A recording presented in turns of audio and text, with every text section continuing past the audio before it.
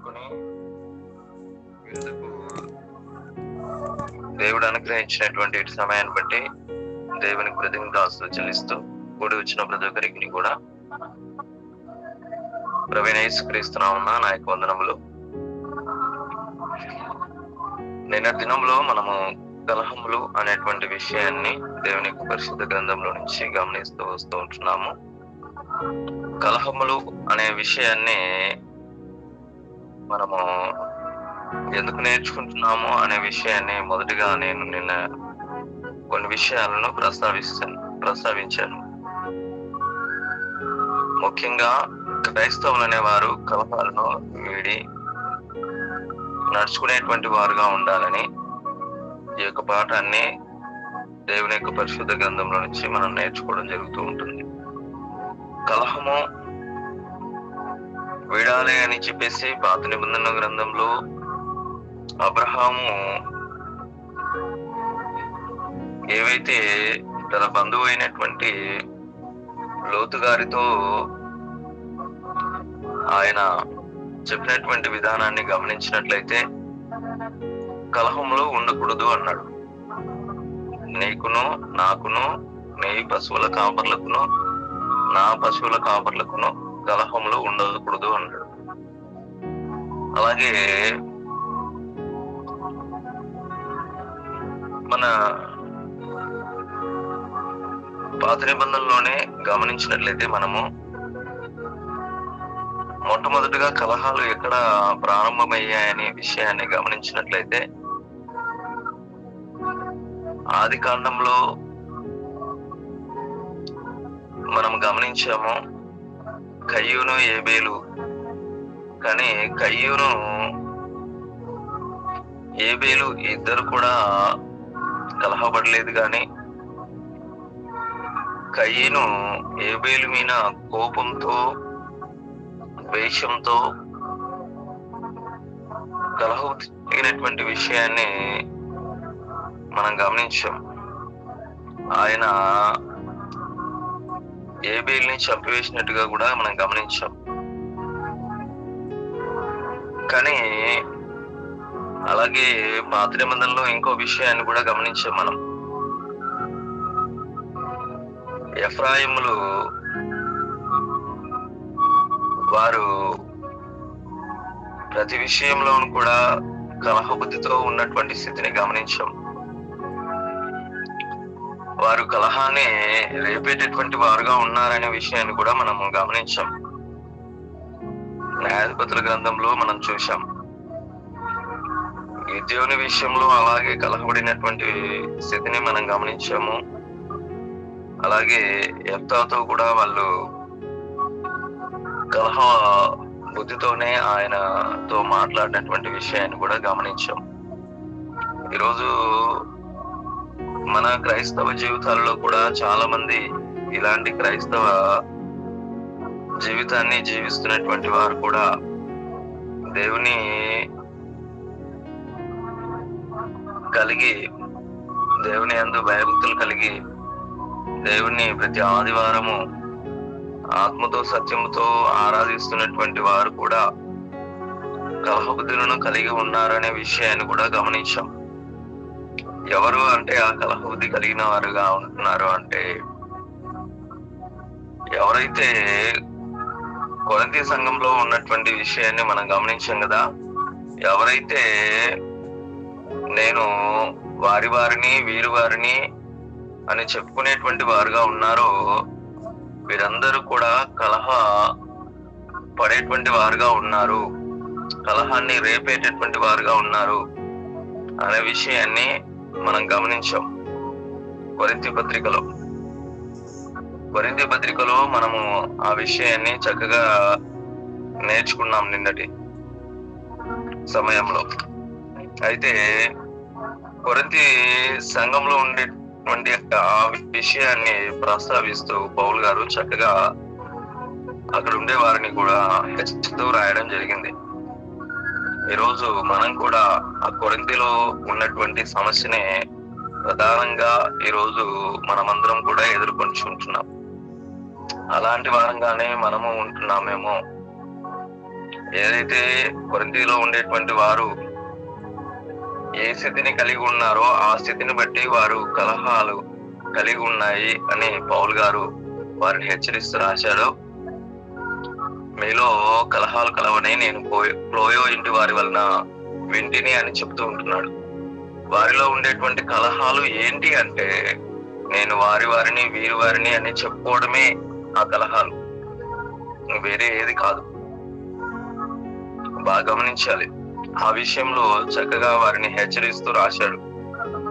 అందుకే పౌలు గారు ఏం చెప్తున్నాడంటే వారికి, మీరందరూ కూడా ఎలా ఉండాలని హెచ్చరించాడంటే, మీరెందుకు అలాగూ నేను వీరి వారిని వారి వారిని అని చెప్పుకుంటున్నారు? వారు మీ కొరకు ఏమైనా సెలవేయబడ్డారా వారి పేరు చెప్పుకోవడానికి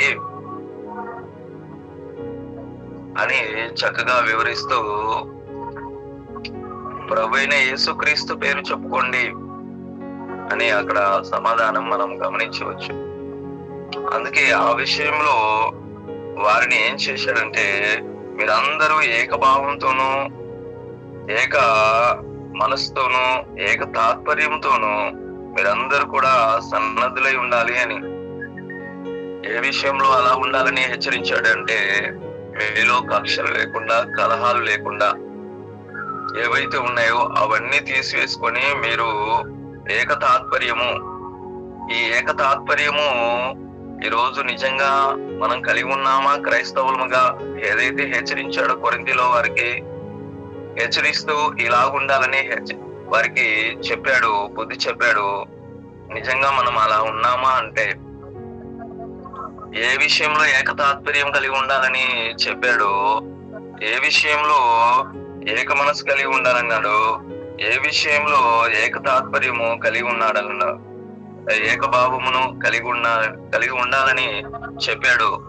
ఈరోజు మన క్రైస్తవ సమాజం కూడా నిజంగా ఆ విషయాల్లో ఏకభావము, ఏక మనసు, ఏకతాత్పర్యము కలిగి ఉన్నటువంటి వారంగా ఉంటున్నామా అంటే లేమనే చెప్పాలి. అది ఇంకా ఎక్కువగా ఈ రోజుల్లో ఆ కక్షలు, ఆ కలహాలు ఇంకా ఎక్కువైపోయాయనే చెప్పాలి. అప్పుడు కొందరు మాత్రమే అక్కడ ఉండేటువంటి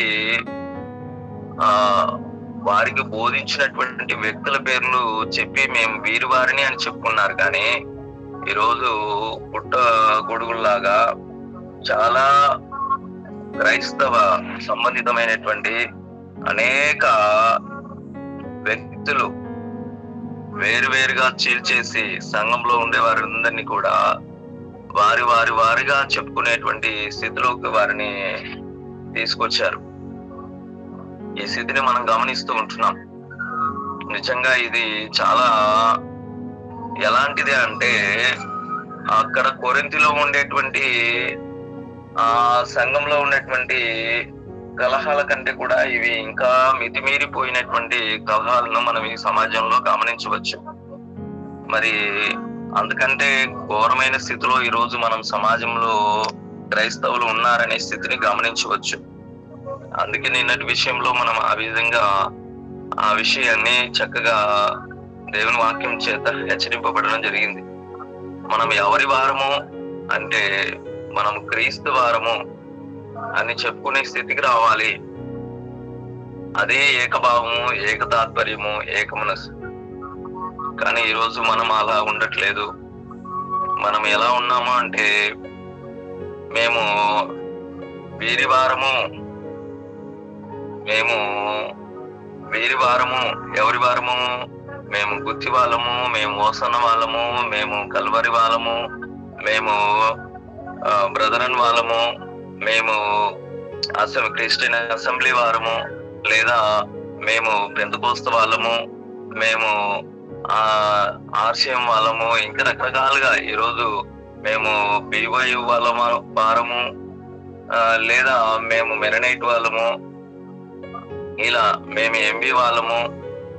చాలా మంది MB వాళ్ళైతే మేము పొల సమాజము అని చెప్పేసి గర్వంగా చెప్పుకునేటువంటి వారుగా ఉన్నారు. కానీ మేము క్రీస్తు వారము అని చెప్పుకునేటువంటి స్థితిలో లేరు. ఈరోజు ఎవరికి వారు ప్రత్యేకతను చాటుకోవడానికి ఈ విధమైనటువంటి సంఘాలను స్థాపించుకుంటూ మేము దీనికి సంబంధించిన వాళ్ళమని చెప్పుకునేటువంటి వారుగా ఉన్నారు.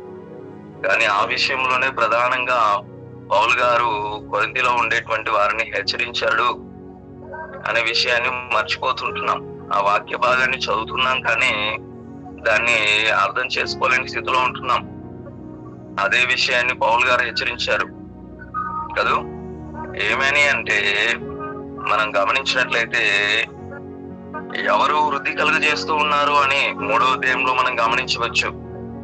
నీళ్లు పోయేవాడును నాటువాడును యందు ఏమీ లేదు, కానీ దానికి వృద్ధి కలుగజేసిన వాడు మాత్రము దేవుడే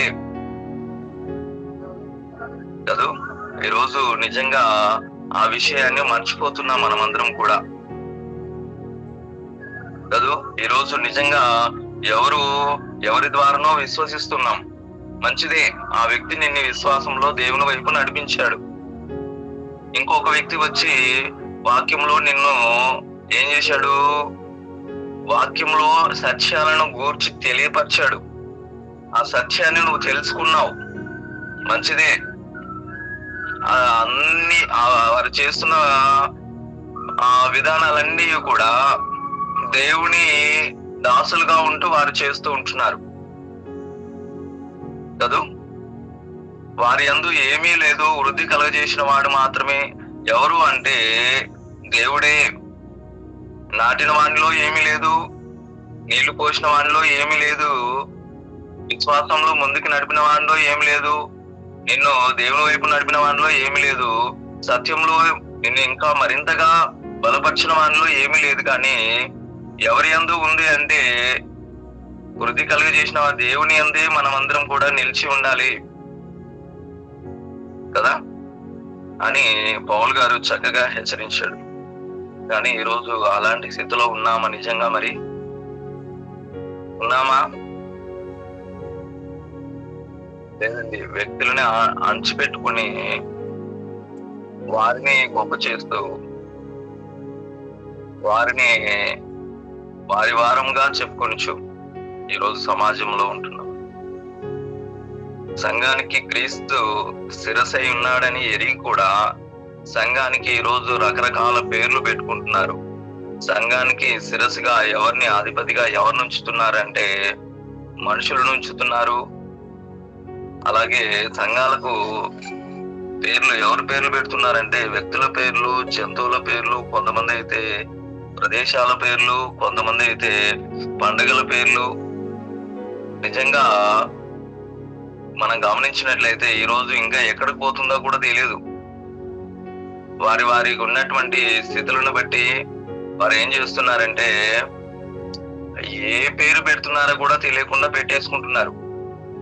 నిజంగా కల్వరి అంటే కపాలం అని తెలిసి కూడా అది బైబిల్ గ్రంథంలోనే ఉంది మనకు.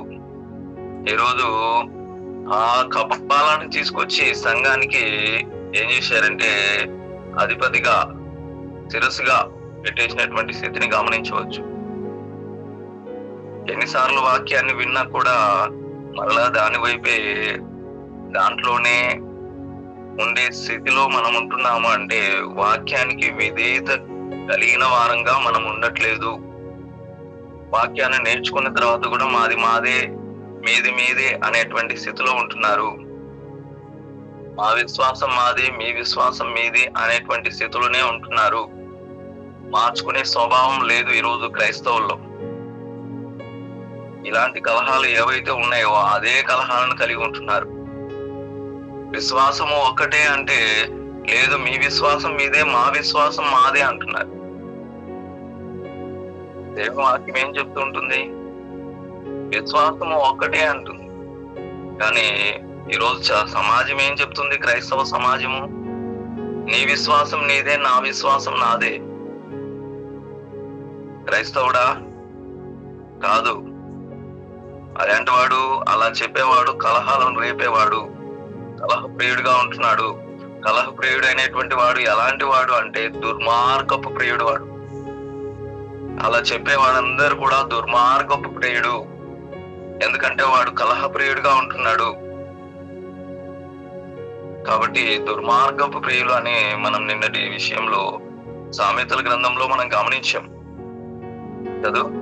కాబట్టి సహోదరులారా, విన్న వాక్యాన్ని మొదటగా పరిశీలిద్దాం. అలాగూ ఉంటే నిజమా అని తెలుసుకున్నప్పుడు దాని ప్రకారంగా నడుచుకునేటువంటి వారంగా ఉందాం. విని వదిలేస్తే ఏమీ ప్రయోజనం లేదు. చూడండి, అది మనల్ని ఎప్పుడు కూడా నిత్య రాజ్యంలోనికి లేదా నిత్య జీవంలోనికి మనం తీసుకెళ్లదు అనే విషయాన్ని గమనించాలి. మనం అలాగూ మార్చుకోలేని స్వభావాన్ని కలిగి మేము ఇంకా దీంట్లోనే ఉన్నాము, దీంట్లోనే పెరిగాము, దీంట్లోనే ఉంటాము, లేదా వాక్యానికి విరుద్ధమని తెలిసినా కూడా అలా ఉండే ప్రతి ఒక్కరు కూడా ఈ రోజు చెప్తున్నాను చూడండి, అది దేవుని వాక్యానికి విరుద్ధమైనది ఏదైనా కూడా అది ఎల్లప్పుడూ కూడా మనల్ని నిత్య జీవంలోనికి నడిపించదు. అందుకే అన్నాడు యాకోబు రాసిన పత్రికలో, ఆజ్ఞలలో ఒక ఆజ్ఞను మీరినా కూడా ఆజ్ఞలన్నిటి విషయంలో అపరాధి అవుతాడు అన్నాడు. నువ్వు ఒక ఆజ్ఞను మీరినా కూడా ఆజ్ఞలన్నిటి విషయంలో నువ్వు కరెక్ట్ గా నడుచుకుంటున్నా, ఏవైతే కరెక్ట్ గా నడుచుకుంటున్నావు అన్ని ఆజ్ఞలు కరెక్ట్ గా నడుచుకుంటూ ఒక ఆజ్ఞ మీరితే కూడా కరెక్ట్ గా నడుచుకుంటున్నటువంటి ఆజ్ఞలన్నిటి విషయంలో అపరాధిగా ఉంటావని దేవుని వాక్యం సెలవిస్తూ ఉంటుంది. కాబట్టి చక్కగా మనము ఈ విషయాలను గుర్తెరిగి నడుచుకునేటువంటి వారంగా ఉండాలండి. ఒకసారి చూడండి, వాచ్యములు పెట్టుకోనకూడదు అన్నాడు, కలహబుద్ధి మనకు ఉండకూడదు అన్నాడు. ఎవరైనా కలహబుద్ధితో ప్రకటిస్తున్నారు అంటే వాక్యాన్ని, కలహబుద్ధితో ఎవరు ప్రకటిస్తారో వారు కలహాలని రేపేటటువంటి వారుగానే ఉంటున్నారు, కలహాలను పోగొట్టేటటువంటి వారుగా ఉండరు. ఎవరైనా చూడు, ఈ రోజు చాలా మంది కూడా ఎలా ప్రకటిస్తే అండి, క్రీస్తును ప్రకటిస్తున్నాడు కదా, వాళ్ళు ఎట్లయినా ప్రకటించండి, కలహబుద్ధితో ప్రకటిస్తారా లేదంటే అసూయతో ప్రకటిస్తారా, ఎలాగైనా ప్రకటించండి, స్వార్థ ప్రకటింపబడుతుంది చాలు అంతే అనేటువంటి వారుగా ఉంటున్నారేమో. ఎప్పుడైతే కలహబుద్ధితో ప్రకటిస్తుంటున్నాడో వాటిలో కలహమే ఉంటుంది కానీ, కలహం రేపే ఆలోచనే ఉంటుంది కానీ, అక్కడ కనీసము కలహాన్ని ఏదో రకంగా నాటేవారుగానే ఉంటాడు. ఏదో రకంగా వారిని సపరేట్ చేసి లేదా ఏదో రకమైనటువంటి విధానంలో వారి మధ్య చర్చ పెట్టేటటువంటి వారుగానే ఉంటాడు. ఆ ఉద్దేశాలను కలిగి ఉండకూడదు. ఎందుకంటే యేసుక్రీస్తు స్వార్థను ప్రకటిస్తే కూడా, యేసుక్రీస్తు ఎప్పుడైనా సరే ఇలా కలహబుద్ధితో ప్రకటించారా, లేదా ఆయన శిష్యులైనటువంటి వారు గాని లేదంటే అపోస్తలులు గాని ఎప్పుడు కూడా కలహబుద్ధితో స్వార్థను ప్రకటించలేదు. ఈరోజు స్వార్థను ప్రకటిస్తున్న మనం కూడా కలహబుద్ధితో ఎప్పుడు కూడా స్వార్థను ప్రకటించేటటువంటి వారంగా ఉండకూడదు. మనం యేసుక్రీస్తును ప్రకటిస్తే ఏం పోవాలి? కలహం పోవాలి. యేసుక్రీస్తుని మనం ప్రకటిస్తున్నాము అంటే ఏం పోవాలని ప్రకటించాలి? కలహాలు పోవాలి. కానీ ఈరోజు ప్రకటిస్తున్నప్పుడు కలహాలు ఎక్కువ అవుతున్నటువంటి స్థితిలో ఉంటున్నాం మేము. చూడండి, కాబట్టి ఈ సహోదరులారా, కలహం ఎవరైనా స్వార్థను ప్రకటిస్తున్నారంటే, స్వార్థకుడిగా ఉన్నాడు అంటే, సంఘంలో సేవకుడిగా ఉన్నాడు అంటే ప్రకటించేవాడు కలహబుద్ధితో ప్రకటించకూడదు. అలాగే మనం ఎందుకు అంటే కలహాన్ని మాన్పే వారంగా ఉండాలి. కలహాన్ని మాన్పే వారంగా ఉండాలి ప్రకటించేటటువంటి వారందరూ కూడా. అలాగే ఒకసారి చూడండి, సామెతలు చూడండి, సామెతలు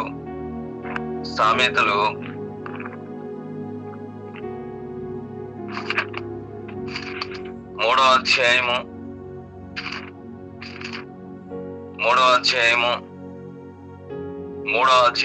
30వ వచనం చూడండి. సామెతలు 3వ అధ్యాయము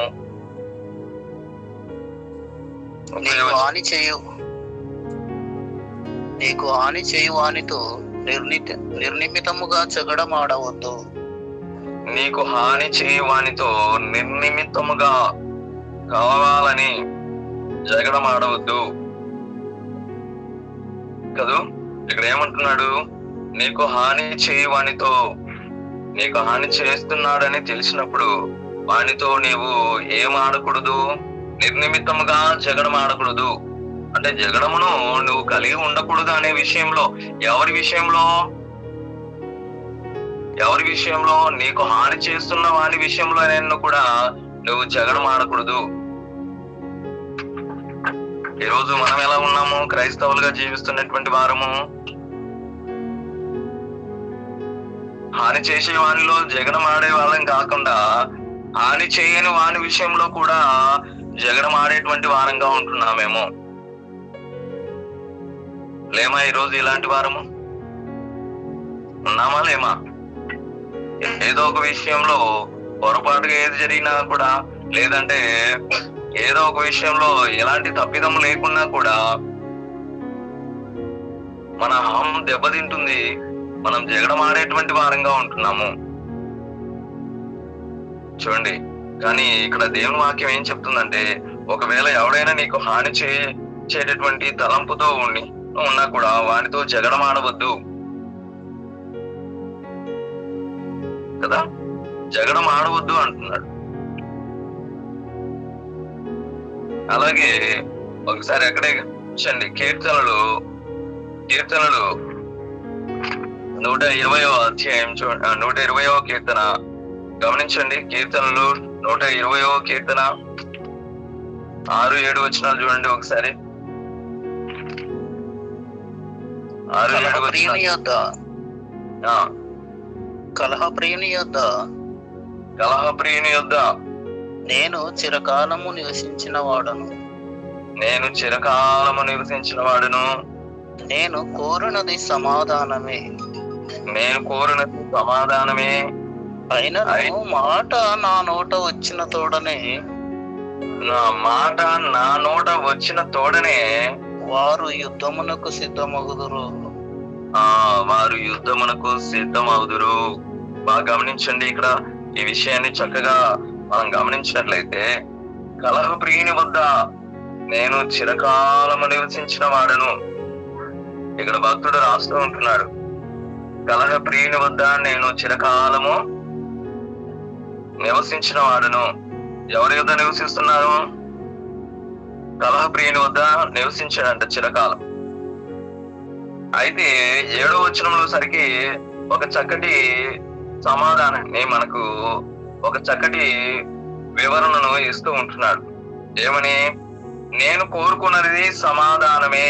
నేను కలహప్రియుని వద్ద చిరకాలము నివసించాను, అయినా కూడా నేనేం కోరుకుంటున్నాను? కలహాన్ని కోరుకోలే. ఏం కోరుకుంటున్నానని భక్తుడు సెలవిస్తూ ఉంటున్నాడు? నేను సమాధానమునే కోరుకుంటున్నాను. నేను కోరినది సమాధానమే. కలహప్రియుల దగ్గర నేను నివసిస్తున్నప్పటికీ కూడా నేను కలహపడలేదు, కానీ సమాధానాన్ని కోరుకుంటున్నా ఆ వ్యక్తితో కూడా అన్నట్టుగా. అందుకే ఇక్కడ కింది వచనంలో బాగా గమనించినట్లయితే, 7వ అధ్యాయం కింది భాగంలో మనం గమనించినట్లయితే, అయినను మాట నా నోట వచ్చిన తోడనే వారు యుద్ధమునకు సిద్ధమవుదురు. బాగా గమనించండి. ఈ వచన భాగాన్ని మనకు అందరికి కూడా బాగా అప్లై చేసుకోవాలండి. ఎందుకు అప్లై చేసుకోవాలంటే, ఇక్కడ చాలా వివరణ ఉంది. నేను కలహప్రియుని దగ్గర చిరకాలము జీవించాను, చిరకాలము నివసించాను, నేను సమాధానాన్ని కోరుకున్నాను అని చెబుతూ చాలా చక్కటి వివరణ ఇచ్చాడు కింద. అయినను మాట నా నోట వచ్చిన తోడనే వారు యుద్ధమునకు సిద్ధమవుదురు. నా నోటి నుంచి మాట ఏదైతే వస్తుందో దాన్ని బట్టే వారు కలహానికి సిద్ధమవుతారు. నేను ప్రియులు లేదంటే కలహము కలిగి ఉన్నటువంటి వారి యొద్ద నేను నివసిస్తున్నప్పటికీ కూడా నా నోట నుండి వచ్చే మాటను బట్టే వాళ్ళ కలహానికి సిద్ధమవుతారు నాతో. అంటే నా నోటి మాటలు ఎలా ఉండాలి అనే విషయాన్ని చక్కగా వివరిస్తూ ఉంటున్నాడు. నేను సమాధానాన్ని కోరుకుంటున్నా అని చెప్పేసి నా నోటి మాటలు వారికి వ్యతిరేకంగా, లేదంటే వారికి కలహాన్ని తెప్పించేదిగా, కోపం తెప్పించేదిగా ఉంటే అక్కడ కలహాన్ని రేపినట్టుగానే ఉంటుంది, సమాధానాన్ని కలిగి ఉన్నట్టుగా కాదు. అందుకే అక్కడ చక్కగా వివరించాడు ఆయన. ఏంటి అంటే, నేను కోరుకున్నది సమాధానమే అని ఎందుకు చెప్తున్నానంటే, నా నోటి మాట వలననే వారు యుద్ధమునకు సిద్ధమవుదురు. అంటే నా నోట మాట చక్కగా ఉంటే వారు సమాధానపరచబడతారు, వారి కలహానికి దిగరు. నువ్వు చాలా మంది అంటారు, ఏం చేద్దామన్నా, వాళ్ళు ఎప్పుడు గొడవ పడేవారుగా ఉంటారు. నేనేదన్నా అంటే, నువ్వు ఏదన్నా అంటున్నావంటే దాంట్లో ఏదైనా తప్పు ఉంటేనే వారు కలహానికి దిగేటటువంటి వారు, లేదా వారికి ఛాయిస్ ఇస్తుంటేనే నువ్వు మాట వలన పొరపాటు చేస్తుంటేనే వారు గొడవ పడడానికి విధంగా నువ్వు ఏదో ఒక అవకాశం ఇచ్చే విధంగా మాట్లాడుతుంటేనే కలహపడేటువంటి వారుగా ఉంటున్నారు. అందుకే బాగా గమనించాలండి, బాగా గమనించాలి. మన నోటి మాట వలననే వారు కలహానికి దిగేటటువంటి వారుగా ఉంటారు అని భక్తులు సెలవిస్తూ ఉంటున్నారు. అందుకే మనం కలహప్రియుల మధ్యలో ఉన్నప్పటికీ కూడా ఎలా ఉండాలి? మన నోటి మాట చక్కగా ఉండాలి, సమాధాన పరిచే విధంగా ఉండాలి. అందుకే సమాధానంనే నేను కోరుకుంటున్నాను. ఎలా వస్తుంది ఆ సమాధానము? నేను కోరుకుంటున్నానని చెప్పేసి, నేను సమాధానం కోరుకుంటున్నానని చెప్పేసి కలహప్రియులు ఉంటే వారి దగ్గరికి వెళ్ళి ఎలా మాట్లాడితే అలా మాట్లాడితే వాళ్ళు ఊరుకుంటారా?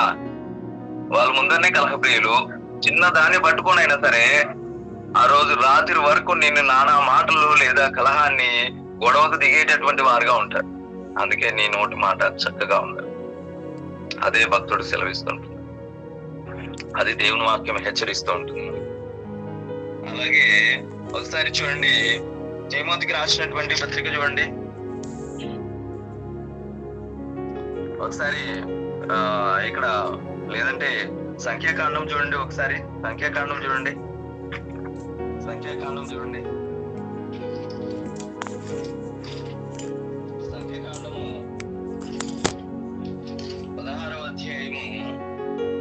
16వ అధ్యాయము సంఖ్యాకాండము 16వ అధ్యాయము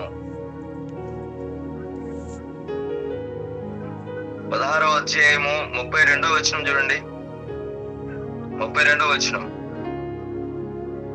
భూమి తన నోరు తెరిచి వారిని, వారి కుటుంబములను, కొరాహు సంబంధులందరినీ, వారి సమస్త సాంపత్యమును మృంగివేసెను.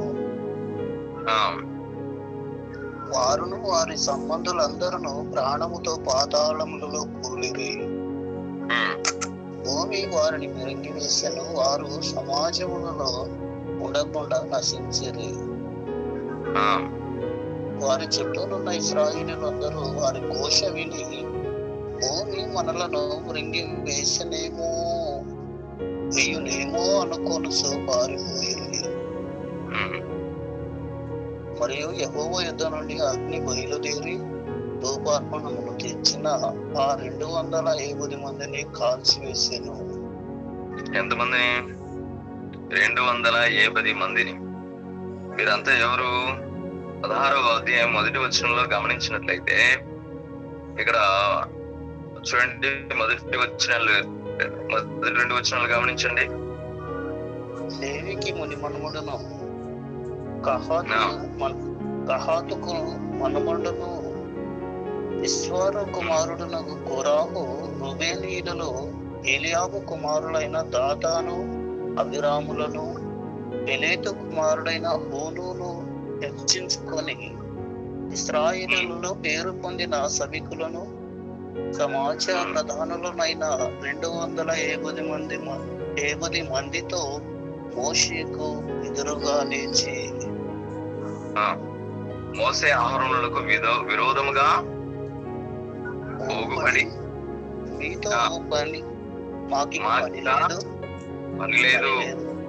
ఈ సర్వ సమాజంలోని ప్రతి వాడును పరిశుద్ధుడే, యెహోవా వారి మధ్యన ఉన్నాడు. కోరాహు సంబంధులు 32వ వచనంలో మనం గమనించాం. ఈ కోరాహు సంబంధులందరినీ ఏం చేసింది? భూమి తన నోరు తెరిచి ఏం చేసింది? మృంగివేసినట్టుగా. ఎలా మృంగివేసింది? వారిని అందరినీ, వారి సంబంధులందరినీ కూడా ప్రాణముతో పాతాళంలో కూరుకుపోయి ప్రాణముతోనే మృంగివేసినట్టుగా మనం గమనించవచ్చు. వారి చుట్టూ ఉన్నటువంటి అందరూ ఇశ్రాయేలులందరూ కదా ఈ ఘోషను చూసి పారిపోయినట్టుగా మనం గమనించవచ్చు.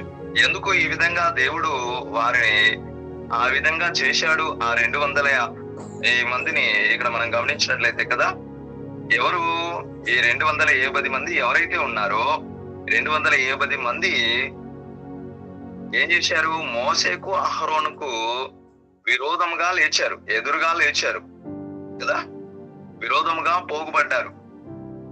అంటే వారు చెప్పిన దానికి వీరు ఏం చేశారు? విరోధముగా నడుచుకున్నారు. అందుకే ఏం చేశాడు? ఈ కోరాహు ఏం చేశాడంటే అందరినీ ఎవరెవరిని తనకు మద్దతుగా నిలబెట్టుకొని ఉన్నాడు, లేదంటే కూడగట్టుకొని వెళ్ళాడు, అక్కడ ఉన్నటువంటి ఇశ్రాయేల్ సమాజ ప్రధానులైనను కూడా, లేదంటే పేరు పొందినటువంటి వారందరూ కూడా ఎవరైతే ఉన్నారో, అలాగే ఇక్కడ మనం కొంతమందిని గమనించవచ్చు. ఎవరు? రుబేనీయులలో ఎలియాబు కుమారులైనటువంటి దాతాను, అభిరాములను, అలాగే పేరేతు కుమారులైనటువంటి ఓనును యోచించుకొని వీరందరినీ కూడగట్టుకొని, అలాగే ఇశ్రాయేలులో పేరు పొందినటువంటి సభికులను, ప్రధాన సమాజ ప్రధానులైనటువంటి 270 మందితో ఈయన ఏం చేశాడు? కూడగట్టుకొని వెళ్ళి మోషేకు ఎదురు తిరిగాడు కదా. అలాగే మోషే అహరోనులకు విరోధంగా ఈయన పోగుపడ్డాడు. అందుకే దేవుడు ఏం చేశాడు? వీరందరినీ కూడా ఏం చేశాడు? భూమి నోరు తెరిచి మింగి వేసేటట్టుగా చేశాడు, పాతాళానికి ఇచ్చాడు ప్రాణంతో. చూడండి, ఈరోజు నిజంగా మనం కూడా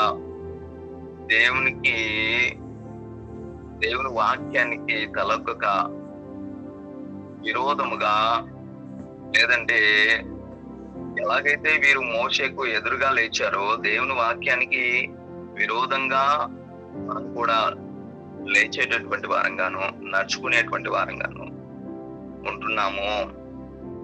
మనం కూడా ఒకవేళ వీళ్ళలాగా వెంటనే అది జరగకపోవచ్చు, కానీ క్రీస్తు రాకడ సమయంలో మాత్రము మనమందరము కూడా ఒకవేళ క్రీస్తు రాకడ సమయం కంటే ముందుగా మరణిస్తే ఆ పాతాళానికే వెళ్ళేటటువంటి వారంగా ఉంటాము. ఒకవేళ జీవించి ఉంటే మనం నిత్య నరకాగ్నికి వెళ్ళేటటువంటి వారంగా ఉంటాము. విరోధంగా లేస్తే దేవుడు ఎప్పటికీ క్షమించడు. అది విషయాన్ని గమనించాలండి.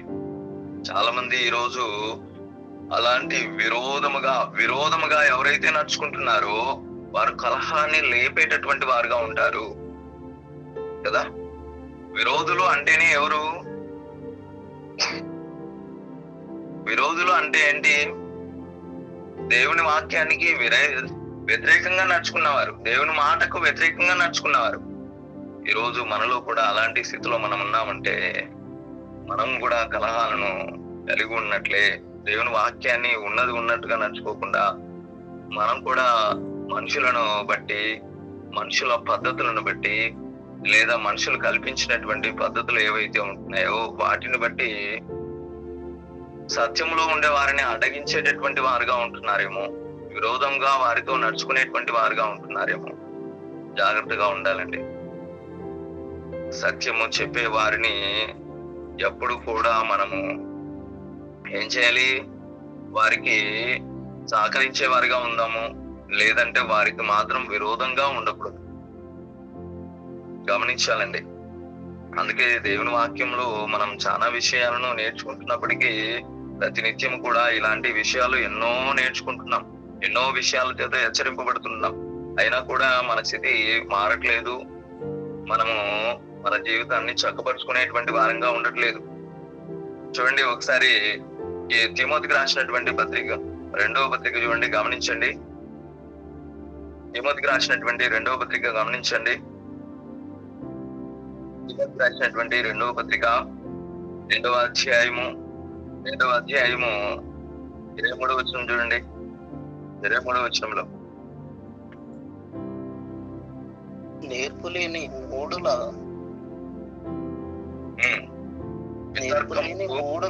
వితర్కములు జగడములను పుట్టించునని ఎరిగి అట్టి వాటిని విసర్జించుము. అట్టి వాటిని విసర్జించుము.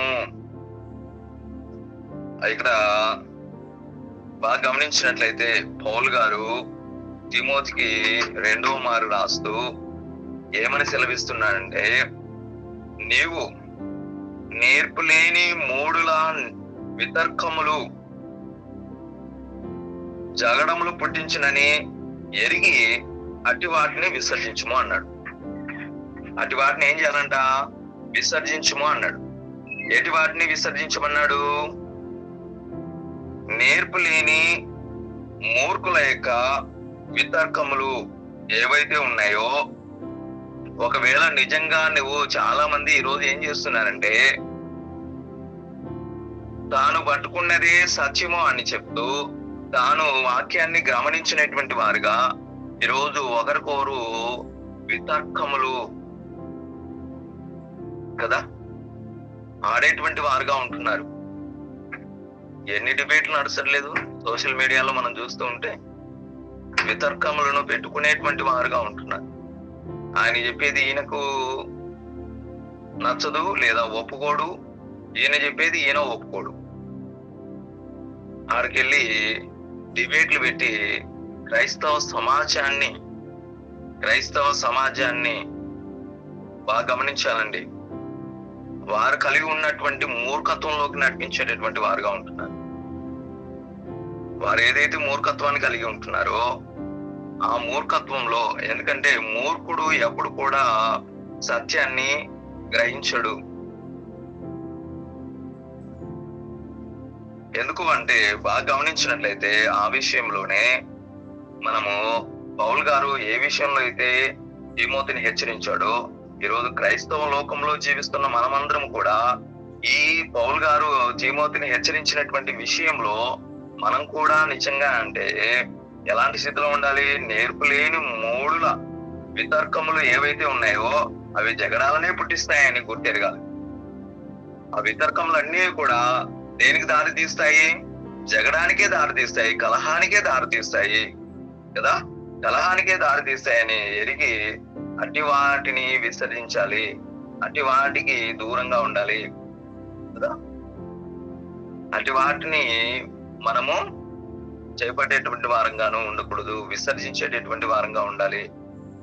అటు వాటి జోలికి మనం పోకూడదు అంటున్నాడు. నువ్వు వెళ్ళొద్దు అంటున్నాడు తిమోతిని. మనం కూడా ఈ రోజు నిజంగా ఈ వాక్యం చేత హెచ్చరింపబడుతుంటున్నాం. ప్రతి క్రైస్తవుడు కూడా అలా ఉండాలి మరి. కానీ ఈరోజు తర్కములు ఎలా అయిపోతున్నాయంటే నిజంగా అర్థం పర్థం లేనటువంటి స్థితిలో నానా విధాలైనటువంటి వాక్యము ఇలాగుంది కదయ్యా, అవును కదా అని గ్రహింపు లేనటువంటి వారంగా సవాళ్ళు విసురుకునేటువంటి వారి సిచ్యువేషన్ లో ఈరోజు క్రైస్తవ లోకం ఉంది కదా. అవి జగడాలనే పుట్టిస్తాయని గుర్తెరిగి నడుచుకునేటువంటి వారంగా ఉండాలి. అందుకే మనం వాటి జోలికి వెళ్ళకూడదు అన్నాడు కదా. అందుకే ఇక్కడ 24వ వచనాన్ని గమనించినట్లయితే, సత్య విషయమైనటువంటి అనుభవ జ్ఞానము వారికి కలుగుటకై దేవుడు ఒకవేళ ఎదురాడు వానికి మారు మనసు దయచేయును, అందువలన సాతాను తన ఇష్టం చొప్పున చెరపట్టినటువంటి వీరు వారి యురిలో నుండి తప్పించుకుని మేలుకొనదరేమో అని ఒక దాసుడు అట్టి వారిని సాత్వికంతో శిక్షించును, జగడమాడక అందరి ఎడల సాధువుగాను బోధింప సమర్థుడుగాను కీడును సహించువాడుగాను ఉండవలెను. కాబట్టి ఎలా ఉండాలి? ప్రభు యొక్క దాసుడు ఎలా ఉండాలి అంటే వాడు సాత్వికంతో అట్టి వారిని, ఇలాంటి నేర్పులేని మూడులా ఎవరైతే ఉంటారో వితర్కములు ఆడేవారు, అట్టి వారిని ఏం చేయాలంట? సాత్వికంతో శిక్షించేటటువంటి వారు. జగడమాడక అందరి ఎడల సాధువుగాను బోధింప సమర్థుడుగాను ఉండాలి. అందుకే పౌలు గారు తిమోతిని హెచ్చరిస్తుంటున్నారు ఆ విషయంలో. కీడును సహించేటటువంటి వారు సహించవానుగాను ఉండవలెను. ఒకవేళ నువ్వు కూడా దాంట్లో దిగితే కనుక నువ్వు కూడా ఎలాంటి వాడుగా ఉంటావు? ఇప్పుడు జగడాలను పుట్టించేటటువంటి వాడుగానే ఉంటావు దాంట్లోకి వెళ్తే, ఆ వితర్కములలోకి వెళ్తే. కాబట్టి అలా ఉండవద్దు అని హెచ్చరిస్తూ ఉంటున్నాడు కదా. అలాగే ఒకసారి చూడండి, తిమోతికి రాసినటువంటి మొదటి పత్రిక చూడండి. వాదములను పెట్టుకోకూడదు, వితర్కములను పెట్టుకోకూడదు అంటే వాదములను పెట్టుకోకూడదు. కానీ ఈరోజు ఎక్కడ చూసినా సోషల్ మీడియాలో వాదములే, మళ్ళీ గొప్ప గొప్ప పేరు పొందినటువంటి సేవకులే మేమే దైవ జ్ఞానాన్ని బయలుపరిచామని చెప్పుకునేటువంటి వారే కదా ఎవరైతే ఉంటున్నారు. ఈ రోజు నిజంగా మనం చూసినట్లయితే చూడండి, చులకనైపోతున్నారు ప్రజల్లో, అన్ని జనంలో, క్రైస్తవులలో చులకనైపోతుంటున్నారు. కేఏ పాల్ గారిని తీసుకుంటే నిజంగా ఈ విషయంలో చులకనైపోయాడు. ఈ రోజు మనం చూస్తూ ఉంటే చాలా మంది అలాంటి వారుగా ఉంటున్నారు. మనకు పేర్లు వద్దండి, చాలా విషయాలు మనం చెల్లులో చూడిస్తే ఎన్ని విభేదాలు తర్కములు పెట్టుకునేటువంటి వారుగా ఉంటున్నారు. అవి జగడానికి దారి తీస్తాయని తెలుసుకోవట్లేదు కదా ఈ తర్కములను. అందుకే పౌలు గారు హెచ్చరిస్తూ తిమోతిని అలాంటి వాటి జోలికి నీవు వెళ్ళవద్దు, వాటిని విసర్జించు, వాటిని చేత పట్టుకునవద్దు అన్నాడు. అలాగే తిమోతికి రాసినటువంటి మొదటి పత్రిక 6వ అధ్యాయం 20వ వచనం చూడండి. 6వ అధ్యాయం 20వ వచనం చూడండి. 6వ అధ్యాయము 20వ వచనంలో, ఓ తిమోతి, నీకు అప్పగించిన దానిని కాపాడి అపవిత్రమైన వాటి మాట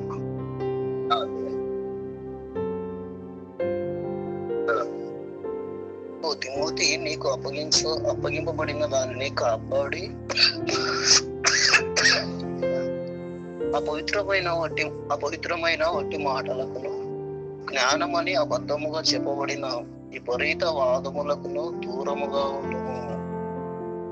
ఇక్కడ ఏమంటున్నట్టుండి బాగా గమనించినట్లయితే, ఓ తిమోతి, పౌలు గారు హెచ్చరిస్తూ, ఓ తిమోతి, నీకు అప్పగింపబడిన దానిని కాపాడి, నీకు ఏదైతే అప్పగింపబడి ఉందో అప్పగింపబడిన దానిని కాపాడి అపవిత్రమైనటువంటి వట్టి మాటలకును జ్ఞానమని అబద్ధముగా చెప్పబడినటువంటి విపరీత వాదములు ఏవైతే ఉన్నాయో ఆ వాదములకు దూరముగా ఉండుము అంటున్నాడు.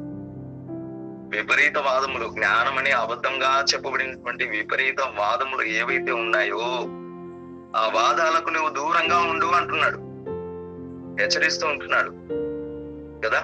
ఈరోజు వాదాలకు దూరంగా ఉంటున్నామా అంటే వారికి కొంతమంది సపోర్టు, వీరికి కొంతమంది సపోర్టు. వారిద్దరు గొడవపడండి అని ఎవరు కూడా ఊరికే ఉండట్లే. వారికి కొంతమంది సపోర్ట్ చేస్తుంటే వీరికి కొంతమంది. ఈ వీడియో చూస్తున్నటువంటి సోషల్ మీడియాలో వీడియో చూస్తున్న వారు కూడా ఏం చేస్తున్నారంటే 4-5 మంది కూర్చొని మాట్లాడుతున్నప్పుడు ఆయన చేసింది కరెక్టే, ఈయన చేసింది కొంతమంది కరెక్ట్ అంటే ఇంకో 10 మంది ఈయన చేసిందే కరెక్ట్, ఈయన మాట్లాడేదే కరెక్ట్. వాదోపవాదములు వీరు కూడా పెట్టుకుంటున్నారు. వాదోపవాదముల వలన ఏం కలుగుతున్నాయి? కలహాలు కలుగుతూ ఉంటున్నాయి. అందుకే పౌలు గారు తిమోతి గారిని చాలా చక్కగా హెచ్చరిస్తూ ఉంటున్నాడు ఈ విషయంలో. నీకు ఏదైతే అప్పగింపబడిందో దాన్ని కాపాడి ఇక్కడ అపవిత్రమైనటువంటి వట్టి మాటలకును దేనికి దూరంగా ఉండమన్నాడు? అపవిత్రమైనటువంటి వట్టి మాటలకు. ఈరోజు వట్టి మాటలకు చాలా చెవి ఎక్కుతున్నాం క్రైస్తవులం కదా. అట్లాగే జ్ఞానమని ఏదైతే అబద్ధంగా చెప్పబడినటువంటి విపరీత వాదములు ఉంటున్నాయో దానికి దూరంగా ఉండుమా అంటున్నాడు. మరి క్రైస్తవులం మనము ఈ మాట చేత హెచ్చరింపబడుతున్నాం కదా, ఈ వాక్యాన్ని చదువుకున్నాం కదా, చదువుబడిన మనం కూడా అలా ఆ విధంగా దేవుడు పౌలు ద్వారా తిమోతిని హెచ్చరించాడు కదా, మనం కూడా అలా ఉండాలి కదా, ఈ విపరీత వాదములకు దూరంగా ఉండాలి కదా అని తలంచి దూరంగా ఉంటున్నామా క్రైస్తవులము? లేదు. మనం తలదూర్చి ఆ కలహంలోకి మనం కూడా ఎంట్రీ అవుతున్నాం. ఆ కలహాలకు మనం దగ్గర అవుతున్నాం. కలహంలో మనం పాలు పంచుకుంటున్నాం కదా. ఆ విపరీత వాదములలోకి మనం కూడా దూరుతుంటున్నాం. అందుకే 21వ వచనంలో ఉన్నట్లుండి, ఆ విషయములలో ప్రవీణులమని కొందరు అనుకుంటున్నారు. ఇక్కడ బాగా గమనించినట్లయితే ఆ విషయంలో ప్రవీణులమని కొందరు అనుకుని విశ్వాస విషయము తప్పిపోయిరి. ఏం చేస్తున్నారంట? ఎవరైతే ఇలాగూ జ్ఞానమని అబద్ధంగా చెప్పినటువంటి విపరీత వాదములకు కదా పెట్టుకునేటువంటి వారుగా ఉంటున్నారో, ఆ విషయంలో ప్రవీణులమని ఎవరైతే చెప్పుకుంటున్నారో, కొందరు చెప్పుకుంటున్నారు కదా, ప్రవీణులమని కొందరు అనుకుని విశ్వాస విషయము తప్పిపోయింది. ఈరోజు నిజంగా మనం కూడా వాళ్ళు తప్పిపోయేది కాకుండా మనం కూడా తప్పిపోయేటట్టుగా దాంట్లో మనం పాలు పంచుకుంటే తప్పిపోయేటటువంటి వారంగా ఉంటాము. తప్పిపోయేటట్టుగా చేస్తున్నారు, అది గమనించాలి. అందుకే తర్కములకు విపరీత వాదములకు దూరంగా ఉండాలి అన్నాడు కదా. దూరంగా ఉండుమని మరి క్రైస్తవులుగా మనం కూడా అలాంటి స్థితిలో ఉండాలండి. అలాగనే ఉండాలి. దేవుని వాక్యం ఏది ఉందో అది గమనించు. ఒకవేళ వాళ్ళు ఏ విషయంలో అయితే తర్కములు పెట్టుకున్నారో ఆ విషయాన్ని నీవు దేవుని యొక్క పరిశుద్ధ గ్రంథంలో నీవు గమనించేటటువంటి వాడుగా ఉండు, పరిశీలించేటటువంటి వాడుగా ఉండు, తెలుసుకునేటువంటి వాడుగా ఉండు. వాళ్ళ దాంట్లో తలదూర్చొద్దు. నీ వాక్యాన్ని నీకు ఇచ్చాడు దేవుడు కదా. దేవుని వాక్యము నీ దగ్గర ఉంది, చదువు, గమనించు. ఒకవేళ నీకు పోతే ఏం చెయ్యి, అడిగి తెలుసుకో. వాళ్ళ దాంట్లో తలదూర్చొచ్చు. మళ్ళీ ఆయన దగ్గర పోయి నువ్వు ఇలా అంటే ఆయన ఏదైతే మూర్ఖత్వంలో ఉండి దాన్నే మాట్లాడుతున్నాడో అదే చెప్తాడు, కానీ ఇంక వేరే చెప్పండి. దాన్ని నువ్వు తెలుసుకోవాలని కూడా ప్రయత్నం చేయొద్దు. నువ్వు ఏదైతే వారు తర్కంలో పడి ఉన్నారో, వాదములు పెట్టుకున్నారో ఏ విషయంలో అయితే, ఆ విషయంలో వారి మాటలు కాకుండా నువ్వు దేవుని వాక్యాన్ని గమనించి, లేదా నీ దగ్గర ఉన్నటువంటి సహోదరులను అడిగి తెలుసుకుని, దైవసేవకులను అడిగి తెలుసుకుని ముందుకు సాగేటటువంటి వారంగా ఉన్నాం. అలాగే తీతుకు రాసినటువంటి పత్రిక చూడండి ఒకసారి. పౌలు గారు తీతుకు రాస్తూ 3వ అధ్యాయం 2వ వచనం చూడండి. 3వ అధ్యాయం 2వ వచనంలో,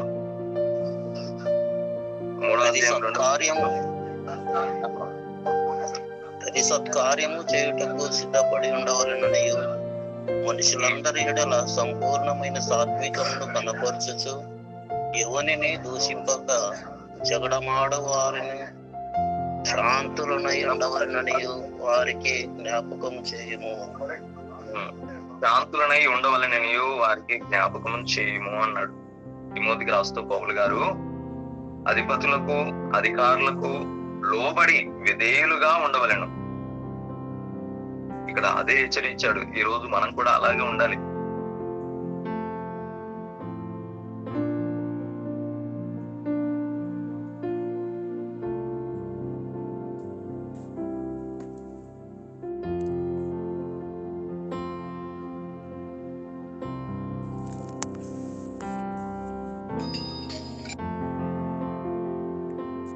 అధ్యాయం 3వ వచనం చూడండి.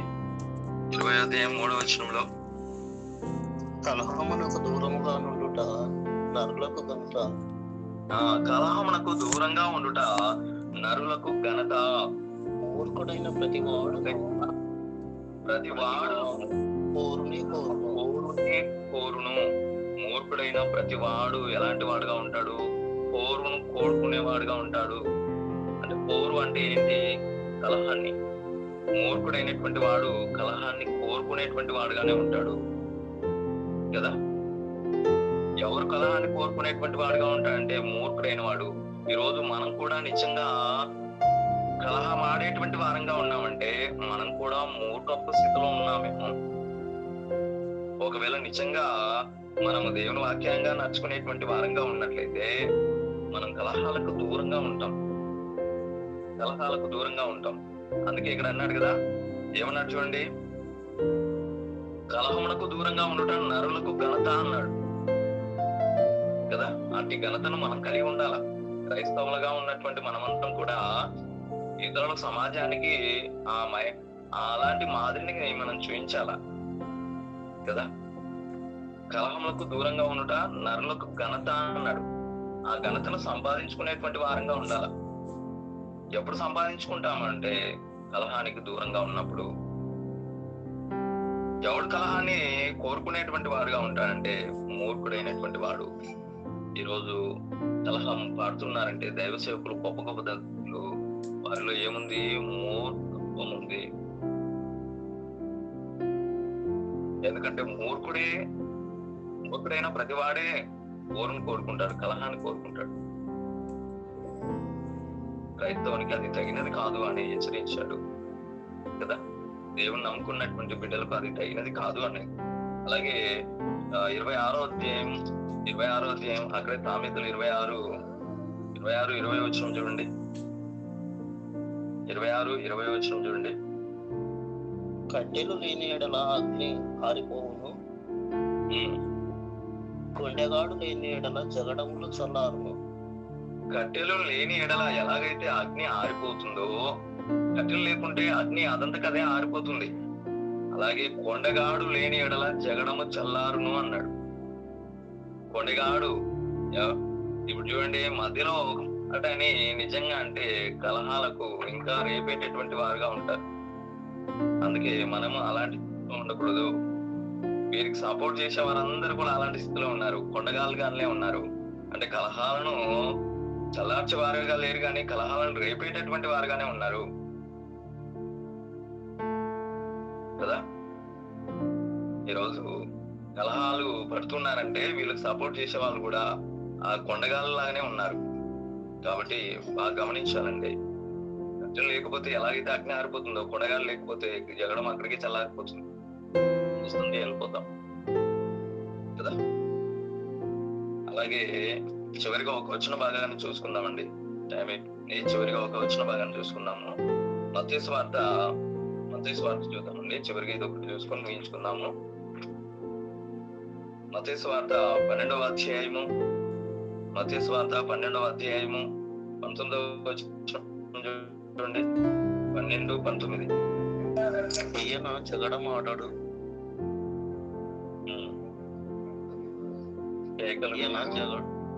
జగడమాడడు, కేకలు వేయడు, వీధులలో ఈయన శబ్దం ఎవరికి వినబడదు. ఎవరి గురించి చెప్తున్నాడు? ఇది ఎవరు చెప్పారు? ఈ ప్రవచన భాగాన్ని ఎత్తయ్య చెప్పారు కదా. అక్కడ చెప్పబడినటువంటి విషయాన్ని ఇక్కడ ప్రస్తావిస్తూ చెప్పబడిన విషయం ఎవరి గురించి చెప్పబడింది? ఎవరైతే యేసుక్రీస్తు గురించి చెప్పబడినటువంటి విషయం. ఈయన ఎలాంటి వాడుగా ఉంటున్నాడు? జగడమాడు, కేకలు వేయడు. ఈయన వీధులలో ఈయన శబ్దం ఎవరికి కూడా వినబడదు. ఎవరి గురించి చెప్పాడు? యేసుక్రీస్తు గురించి. మరి యేసుక్రీస్తు ఎలా ఉన్నాడంట? జగడమాడని వాడుగాను ఉన్నటువంటి స్థితిని గమనించు. మరి జగడమాడని వాడుగా యేసుక్రీస్తు ఉన్నప్పుడు ఆయనను కలిగి జీవిస్తున్న మనము కదా, మరి జగడమాడని వారంగానే ఉండాలి కదా, కలహాలకు దూరంగా ఉండాలి కదా. మరి ఈరోజు మనం అలా ఉన్నామా? ఆయన్ని కలిగి ఉన్నామని చెప్పుకుంటున్నాం, కానీ ఆయన కలహాలకు ఎలాగైతే మారని వాడుగా ఉంటున్నాడు, కలహం మారని వాడుగా ఉంటున్నాడు, మనం కూడా అలాగే ఉండాలి మరి కదా. కాబట్టి ప్రియ సహోదరులారా, కలహము అనే విషయంలో చాలా విషయాలు మనకున్నాయి దేవుని యొక్క పరిశుద్ధ గ్రంథంలో. కలహము ఆడకూడదు, కలహాలకు దూరంగా ఉండాలి అని మనం చాలా విషయాలు నేర్చుకున్నాం. మరి కలహాలకు దూరంగా ఉండాలి అన్నప్పుడు కలహాలు ఎలా కలుగుతున్నాయనే విషయాన్ని చాలా స్పష్టంగా తెలుసుకున్నాం నిన్నటి కాలంలో. ఈ రోజు కొన్ని విషయాలు, కలహాలు ఎలా కలుగుతున్నాయి కదా. ఎబ్రాహింలు ఎలా కలహాలను కలిగి ఉంటున్నారు? వారు కలహాలను కోరుకుంటున్నారు, కలహం రేపేటటువంటి వారుగా ఉంటున్నారు. వారికి ఉండేటువంటి అమ్మమును మమ్మల్ని పిలవలేదే అనేటువంటి దాన్ని బట్టి ఈరోజు మనకు కూడా అలాంటి సిచ్యువేషన్ చాలా ఎదురవుతుంటాయి. చూడండి, వారిలాగా మనం ఉండకూడదు. అలాగే కొరింథీలో ముఖ్యంగా ఇది చాలా జాగ్రత్తగా గుర్తుపెట్టుకోవాలంటే మనం అందరం కూడా, నాతో పాటు అందరం కూడా, కొరింథీలో ఉండేటువంటి సంఘంలో కలహాలు ఎందుకు రేగాయి అంటే బాగా గమనించాలి. పౌలు వాడను, అపోల్లో వాడను, కేఫా వాడను, క్రీస్తు వాడని చెప్పుకోవడం చేతనే కలహాలు రేగాయి. అందుకే ఒకవేళ ఈ రోజు మనం సమాజంలో కూడా అలా చెప్పుకునేటువంటి వారంగా ఉన్నామంటే మనం కూడా కలహాన్ని రేపేటటువంటి వారంగా ఉన్నాం. మనం కూడా కలహ ప్రియులుగానే ఉన్నాం. కలహ ప్రియులుగానే ఉన్నామని గుర్తెరగాలి. నేను క్రీస్తు వారిని చెప్పుకోవట్లేదు అంటే, నువ్వు ప్రత్యేకం చాటుకోవడానికి నేను వీరి వారిని అని చెప్పుకుంటున్నావు అంటే నువ్వు కలహాలను రేపేటటువంటి వాడుగా ఉన్నావు. అంటే కలహము నీలో ఉంది అని గుర్తుంచుకోవాలి, గమనించాలండి. ఆ విషయంలో బాగా చక్కగా నిన్నటి సమయంలో మనం చర్చించుకున్నాం. అందుకే పౌల్ గారు చక్కగా వివరించారు ఆ విషయంలో. మనం క్రీస్తు వారం అని చెప్పుకుందాం. వారిని వీరి వారిని అని కాదు. క్రీస్తు సంఘానికి శిరసై ఉన్నాడు. అందుకే కొరింథీలో 11వ అధ్యాయంలో ఆ విషయాన్ని చక్కగా వివరించాడు వాళ్ళకి. ఎందుకు అంటే ఈ విషయంలో వీరు తప్పిపోతున్నారు అనే విషయంతోనే వారిని హెచ్చరిస్తూ క్రీస్తు సంఘానికి శిరసై ఉన్నాడు అన్నాడు. ఆ సంఘానికి ఇంకో శిరస్సును పెట్టవద్దండి, మీరు శిరస్సును హత్తుకొని జీవించండి అన్నాడు కదా. ఈరోజు మనం కూడా వేరే శిరస్సును కలిగి ఉంటున్నాము. సత్యాన్ని తెలుసుకుంటే సత్యంలోకి వద్దామండి. లేదు మాకు అవసరం లేదనుకుంటే అది మీ ఇష్టం అండి. అది దేవుని నుండి దూరపరిచేదిగా ఉంటుంది. దేవుని చేసినటువంటి ఏదైతే వాగ్దానం మనకు అనుగ్రహింపబడి ఉందో, లేదా దేవుడు ఏదైతే మనకు నిత్య జీవాన్ని ఇవ్వాలని కోరుకుంటున్నాడో దానికి దూరం అయ్యేటటువంటి వారంగా ఉంటుంది. ఆ పరలోకం చేరలేనటువంటి వారంగా ఉంటాం. దేవునికి దూరం అయిపోతామండి. ఆ అగ్నిలోనికి, నిత్య నరకాగ్నిలోనికి మనం వెళ్ళేటటువంటి వారంగా ఉంటామండి. ఈ ఉండే 80, 70, 50, 60 ఏండ్లు ఈ జీవిత కాలంలో దీనికి లోబడి జీవించినట్లయితే, వాక్యానికి విరుద్ధంగా ఆ విషయంలో తప్పిపోతున్న వారంగా ఉంటే రేపు నిత్య నరకాగ్నిలో నిత్యము కాలుచుండేటువంటి వారంగా ఉంటాం. దేవునితో ఉండేటువంటి వాక్యాన్ని కోల్పోతాం పరలోకంలో.